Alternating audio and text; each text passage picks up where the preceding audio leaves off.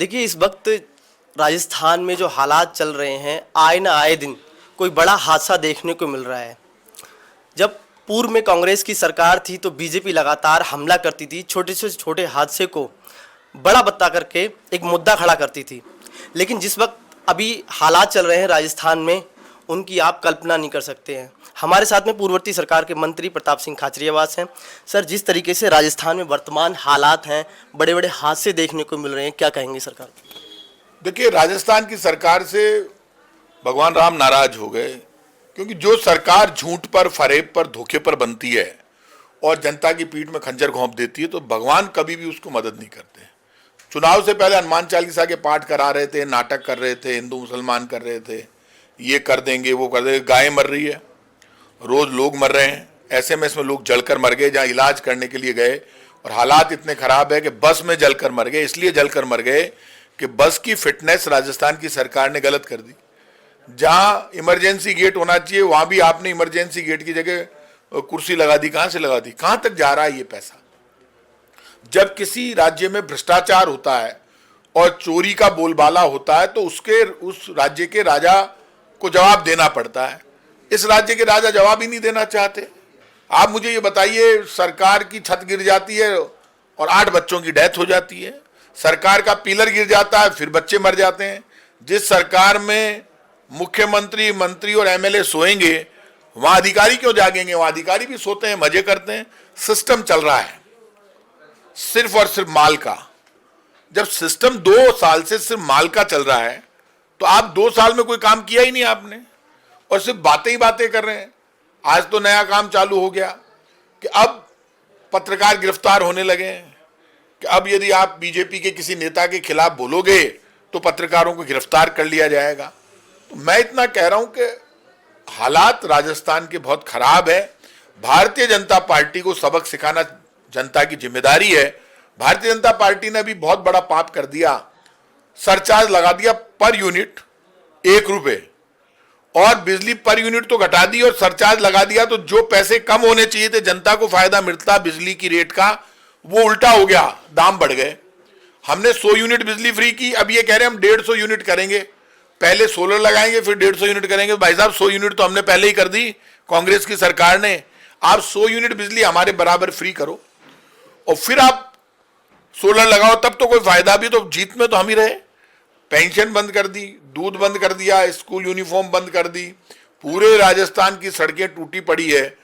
अभी उप मुख्यमंत्री जी का बयान आया, उन्होंने लिखा कि हमने 35,000 करोड़ की सड़कें बना दी। मेरे को जो याद आ रहा, उसमें मैंने जो विज्ञापन देखा, कहां बना दी? पूरे राजस्थान की सड़कें टूटी पड़ी है, खड्डे ज्यादा है, सड़क कम है। और ये बार बार बोलते हैं, गांवों में हालत यह है कि बिजली जाती ज्यादा है, आती कम है। बिजली का बिल करंट मार रहा है। जब बिजली के बिल में ही करंट आने लग गया, तो आप ये बताइए, बीजेपी की सरकार का तो करंट इतना भारी है कि लोग जलकर मर रहे हैं। जब बिजली के बिल में करंट हमने तो बिजली के बिल का करंट खत्म कर दिया था। इन्होंने बिजली के बिल में करंट दे दिया, पानी के बिल में करंट दे दिया, अस्पताल में करंट दे दिया, स्कूल में करंट दे दिया। हालत खराब है, और करंट के झटके से राजस्थान की जनता परेशान है। सर, अभी जयपुर अजमेर हाईवे पे बड़ा हादसा हुआ था, ड्राइवर की मौत हुई थी, अवैध वसूली चल रही थी आरटीओ की, तमाम वहाँ के लोगों ने बताया। और एक जो जैसलमेर में बड़ा हादसा हुआ, 22 लोगों की मौत हुई। अवैध वसूली और आरटीओ जो है बगैर जांच पड़ताल के जो है पासिंग कर रहे हैं और वसूली करके कर रहे हैं। मैं खुद परिवहन मंत्री रहा हूँ, मेरी कई अधिकारियों से बात हुई। आप जब सिस्टम सिर्फ कहा ही ये गया है कि वसूली करो और ऊपर पहुंचाओ, तो सरकार चलेगी कहां से? फिटनेस होगी कहां से बसों की? फिटनेस से मतलब नहीं है। राजस्थान में 150 से ज्यादा फिटनेस सेंटर इन्होंने बंद कर दिए। हमने थोड़ा ना बनाए थे, तो केंद्र सरकार की योजना थी, बीजेपी की सरकार की योजना के अनुसार हमने राजस्थान में फिटनेस सेंटरों को मंजूरी दी थी। इन्होंने सारे बंद कर, फिटनेस सेंटर ही नहीं है, फिटनेस होगी कहां से बसों की? हालत खराब है। पहले इन्होंने परिवहन विभाग के लोगों ने हर आदमी से नंबर प्लेट के नाम पर पैसे वसूल कर लिए कि आप ऑनलाइन जाकर 1,000, 2,000, 5,000 रुपए जमा कराओ, यदि ये नंबर प्लेट नहीं होगी तो आपकी गाड़ी पास नहीं करेंगे। 500 करोड़, लगभग 500 करोड़ रुपए इकट्ठे कर लिए। जब मैंने ये मामला उठाया तो प्रेमचंद जी बैरवा, जो परिवहन मंत्री, उप मुख्यमंत्री, उनका बयान आया कि भाई ये नंबर प्लेट के पैसे हम वापस दे देंगे। आज तक 1 रुपया वापस नहीं दिया, लोगों से ठगी करके ले लिए। अब स्मार्ट मीटर के नाम पर जाते हैं, अब तो लोग लठ लेके खड़े हैं। और जो लोग, कई लोग इतने सीधे हैं, वो मेरे को फोन करते हैं, स्मार्ट मीटर लगाने वाले आ गए, मैंने कहा डरो मत, यदि कोई स्मार्ट मीटर लगाने के लिए आ रहा है, आपके घर में जबरन नहीं घुस सकता, वो आपको नोटिस दे रहा है, ले लो, मेरी गारंटी है वो कुछ नहीं बिगाड़ सकता। एफआईआर दर्ज कराने की धमकी दे रहा है, कराने दो, यदि वो जबरन घुस रहा है तो घुसने मत दो। किसी बिजली विभाग के या जलदाय विभाग के आदमी को जबरन घुसने का अधिकार नहीं है। आपका इलेक्ट्रॉनिक मीटर सही काम कर रहा है, वो जबरन नहीं लगा सकता। और सरकार ने आदेश बदल भी दिया था, लेकिन वो जीनस कंपनी के दबाव में क्या लेन देन हुआ बड़ा, इसमें वापस इन्होंने चालू कर दिया। तो जो लोग डरेंगे नहीं, स्मार्ट मीटर यदि लग गया तो बाद में इनसे हटेगा नहीं। इसलिए मैं लोगों से कहूंगा, ये स्मार्ट मीटर बीजेपी को जनता के फायदे के लिए तोड़ना लाई है, खुद के फायदे के लिए आई है। बड़े कमीशन का खेल है, हजारों करोड़ का। सर, आप परिवहन मंत्री रहे हैं, तो किस तरीके की जो है अगर जांच पड़ताल करें या फिर सही तरीके से काम करने के लिए तो क्या होना चाहिए आरटीओ के लिए? कोई जांच पड़ताल की जरूरत नहीं है, सीधा सीधा सिस्टम है। इंस्पेक्टर राज बंद करना पड़ेगा।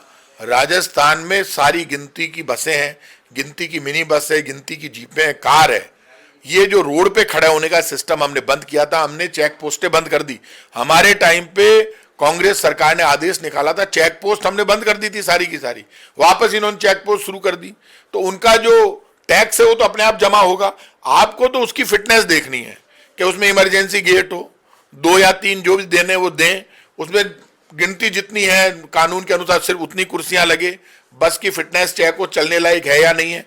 लेकिन वो सब चेक इसलिए नहीं की जाती कि पूरा सिस्टम सेट है, यहाँ इतने दो, यहाँ इतने दो, यहाँ इतने दो, यहाँ इतने पैसे दो। आप मुझे ये बताइए, आप अब पूरा 2 साल इनके हो गए, हमने भी शासन किया, ये जितनी छूट राजस्थान में मिली है ना, हमने तो आपको याद है कांग्रेस की सरकार में जादूगर के जादू का थैला लेकर लोग जाते थे घर पे, तो उसमें चाय मिलती थी, चीनी मिलती थी, तेल मिलता था, आटा मिलता था, गेहूं मिलता था। जादूगर का जादू का थैला गायब हो गया। अब लोग उस जादूगर के जादू के खाली थैले को देखकर इंतजारी कर रहे हैं, ये भरेगा कब? ये भरेगा तब जब कांग्रेस के वोट भरेंगे वापस। हमने तो जादू ही थैला दिया उनको, अब जादूगर का जादू का थैला लेकर घूम तो रहे हैं, लेकिन वो खाली थैला लेकर लोग घूम रहे हैं, लेकिन उसमें लोग जिम्मेदार हैं। जादूगर ने जादू का थैला दिया, आपने उस थैले को उठाकर अपने घर में पटक दिया, वो भरा हुआ था। जब हमने जादू का थैला दिया वो भरा हुआ था, जनता के हाथ में जा रहा था। अब वो जादू का थैला इन्होंने बंद कर दिया और 32 लाख लोगों का गेहूं बंद कर दिया, स्कूल में पढ़ने वाले बच्चों का दूध बंद कर दिया। तो अब ये जो भगवान राम इतने नाराज हो गए, ठाकुर जी इतने नाराज हो गए कि आप ये बताओ कि जनता का गलत फैसला होता है। जब जनता गलत फैसला होता है कि जहां को प्रभु दारुण दुख देई ताकि मति पहले हर ले, तो भगवान ने जनता की मति हर ली, सारे वोट इनको दे दिए। जयपुर में ये हालत है, कोई सुनने वाला नहीं है, कोई बोलने वाला नहीं है, कफ सिरप से बच्चों की डेथ हो गई। राजस्थान में एक प्रदर्शन हुआ जो मैं खुद यहां से मेरे घर से पैदल निकला, हजारों लोगों के साथ जाकर प्रदर्शन किया। अब वो आज तक एक दवाई कंपनी वाला गिरफ्तार नहीं हुआ। भाई दवाई कंपनियों से आपकी क्या साठगांठ है? जवाब देना चाहिए मुख्यमंत्री जी को, हेल्थ मिनिस्टर को, आज तक जवाब नहीं दिया। एक भी दवाई कंपनी का आदमी गिरफ्तार नहीं हुआ। नकली दवाई पहले भी सरकारी अस्पतालों में पड़ी थी, आज भी पड़ी है। पहले लोग सरकारी दवा ज्यादा लेते थे, अब सरकारी दवा लेना बंद कर दिया। बेचारे डर रहे हैं लोग कि सरकारी दवा लेंगे तो मर जाएंगे। सर, अभी सीकर नवोदय विद्यालय में एक धीरज वर्मा नाम बच्चे की जो है मौत हुई 10th क्लास के। विद्यालयों में सर इस तरीके की स्थितियां देखने को मिल रही हैं। परिवार के लोग कह रहे हैं कि उसकी मौत हुई है, लेकिन बताया जा रहा है कि आत्महत्या का आरोप लगाया जा रहा है।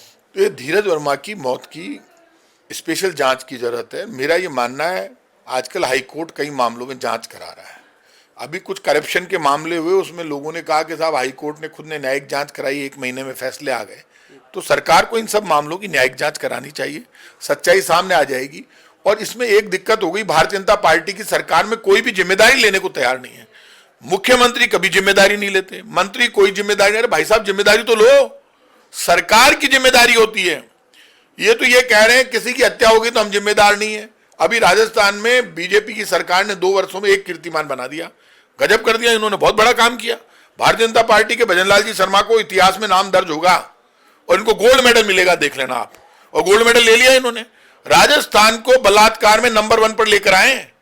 नेशनल क्राइम रिकॉर्ड ब्यूरो ये कहता है भजनलाल जी की सरकार में, बीजेपी की सरकार में राजस्थान बलात्कार में नंबर 1। ये भारत सरकार के नेशनल क्राइम रिकॉर्ड ब्यूरो ने आंकड़ा जारी किया है। अब बताओ, बलात्कार में नंबर 1 लेकर आए, बलात्कार में नंबर 1 पर आ गए हम, हत्या में हम नंबर 1 पर है, किडनैप में नंबर 1 पर है, धमकी में नंबर 1 पर है। राजस्थान की कानून व्यवस्था पटरी से उतर गई। जयपुर में कोई भी माँ बहन बेटी चैन पहनकर नहीं निकल रही, डर रहे हैं लोग, 2 लोग साथ में चलते हैं बराबर में। तो ये इतना जबरदस्त क्राइम हो रहा है, कौन संभालेगा? हालत बीजेपी ने जो कर दी राजस्थान की बहुत खराब है।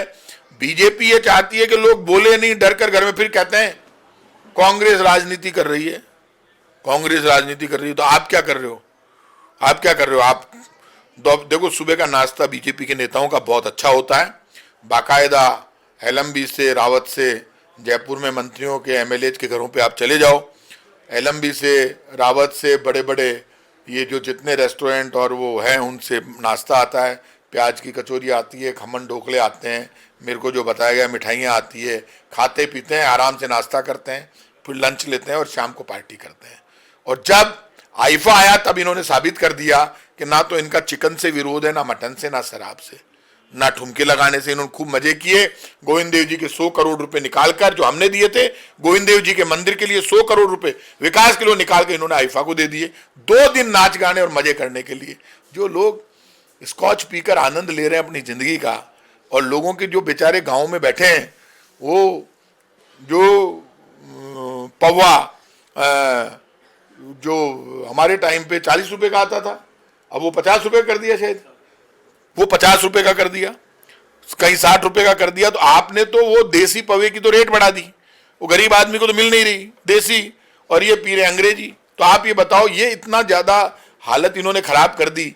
तो लोग अब लोगों को पता चला है अभी कहना सर बीजेपी ने जो है जीएसटी रिफॉर्म कर दिया, खुशियों का त्योहार लेकर के। तो जीएसटी तो भाई साहब इन्होंने लगाई थी, ये जो जीएसटी इन्होंने लगाई, आप बताओ, पहले तो आपने लोगों को 17 वर्ष से आप टैक्स ले रहे हो, ये क्या आपका राज आया तब से आपने ये लगाई? 2017 में, सॉरी, इन्होंने जीएसटी लगाई 2017 में। जीएसटी ये लाए, आटे पर लगा दी, रोटी पर लगा दी, फूलिया पर लगा दी, छोटी से छोटी चीज पर लगा दी।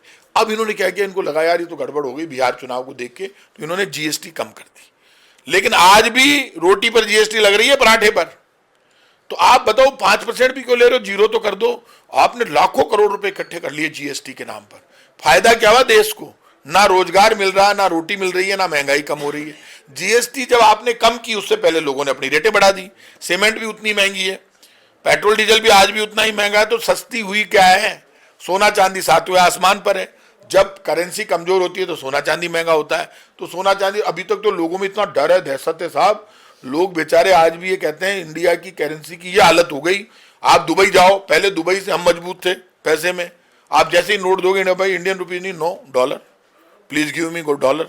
अरे भाई साहब, इंडिया रुपीज की, क्योंकि इंडिया की वैल्यू ये हो गई, लोग कहने लग गए अरे भैया इंडिया के पैसे मत लेना, कभी भी वहां करेंसी बदल सकती है। आपने बिल्कुल हालत ऐसी कर दी कि लोगों का हमारे रुपए से भरोसा उठ गया। आत्मनिर्भर कभी भी आत्मनिर्भर भारत ठीक है, लेकिन रोज रुपया थोड़ा ना बदला जाता है। आपने नोटबंदी की और नोट बदल दिए, आपने 1000 का नोट बदल दिया, 2000 का नोट बदल दिया। आपने जो नोट बदले, नोटबंदी की, उससे क्या हुआ कि लोगों का हमारे नोट से भरोसा उठ गया। आज भी लोग, क्या हो रहा है इंडिया में हवा फैल गई सब जगह कि 500 का नोट बंद होने वाला है, लोग डरने लगे। सोना चांदी महंगा इसलिए हो रहा है कि लोग 500 का नोट घर पे रखते ही नहीं है, 1,00,000-1,50,000 रुपए रखने से डरने लग गए लोगों ने सोने चांदी में तब्दील कर दिया। तो आपके नोट की वैल्यू खत्म हो रही है। भाई साहब कर क्या रहे हो? आपको खुल के बोलना चाहिए। रोज नोट नहीं बदले जाते, इससे नोटबंदी से किसी को फायदा ही नहीं हुआ। किसको फायदा? बड़े आदमियों को फायदा हुआ है। सर आप मानते हैं फेलियर है सबसे बड़ा? अरे नोटबंदी तो सबसे बड़ा, दुनिया जानती है नोटबंदी में सबसे बड़ा फायदा इस देश में यदि किसी को हुआ तो अंबानी और अडानी जी को हुआ, बाकी किसी को हुआ ही नहीं फायदा। नोटबंदी तो आप समझिए, जब रोज नोट बदलो, आप बताइए विदेशों की जितनी करेंसी है उसका रोज नहीं बदलते, वो रोज बदलेंगे तो वो भी नहीं चलेगी। डॉलर आप बदल दो रोज, डॉलर हाथ में ही नहीं लेंगे लोग।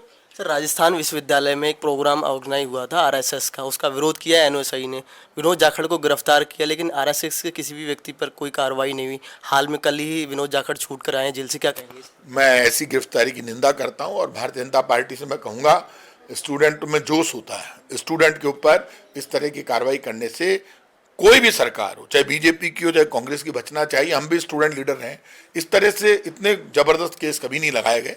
स्टूडेंट कई बार जोश में इस तरह के प्रदर्शन करता है। मैं तो वो आदमी हूं, मैं आपको आज याद दिला रहा हूं, मैंने राजस्थान यूनिवर्सिटी में कलेक्टर और एसपी को बंद कर दिया। और कहां पे बंद किया? वाइस चांसलर के घर में। अकेला गया सुबह जल्दी 8 बजे, मैंने बंद कर दिया। 12 बजे तक ताले, वीसी गेट पे बड़े बड़े ताले लगते हैं, बड़ी बड़ी सांकलें लगती है, बाहर भी लगा दिया, मेरी गाड़ी सामने लगा दी और कलेक्टर एसपी को अंदर कमरे में बंद कर दिया। उनको तोड़ कर निकालने में 4 घंटे लग गए उनको कम से कम।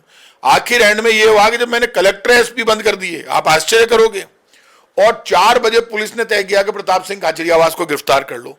मुझे गिरफ्तार किया तो इन्होंने कहा, तो मैंने खुद ने गिरफ्तारी दे दी, क्योंकि मैं आज के छात्र नेताओं से कहूंगा, मैं ऐसे लटका लटकी लटवट खाने की मेरी आदत नहीं है। आजकल के छात्र नेताओं में ये बुखार चढ़ गया कि लाठी खाने से उनको फायदा होगा। नहीं नहीं नहीं नहीं, कोई बड़ा नेता नहीं बनता।